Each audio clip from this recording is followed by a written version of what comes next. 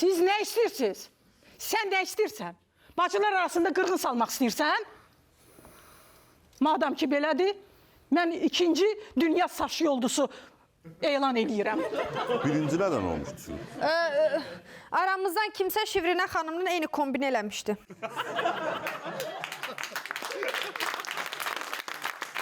Ama gördünüz? Bu ne ola size olmaz. Her şey götsün özüne. Ademler dımbılı kişi gelip onu da götürmesin. Kül başımıza. Ha, sen de bunlara yalandan danışırsan. Yıkmışsan bura baksansa kişi xətrinə deyib. Yıkmışsan cemaati buraya koymursan çıksınlar geçsinler. Kişisiz bunu yazıq değil mi? Bunu sətlə bak. Qarib qalıb bu. Nə danışırsan sən? Sən nə demək istəyirsən? Mənə bax, çənəvi çox boş qoyma. Özünü ağıllı bilib qalan qızları yolundan çıxartma. Ne inirsən elə? Mənə bax. Nə dil biləcək, nə dodaq. Götür bu 3 dənəni, çıx get hara gedirsən, sürüş buradan. O zaman o ifritəni istəmirəm. Tez. O 4-cü. Kızlar, gedirik.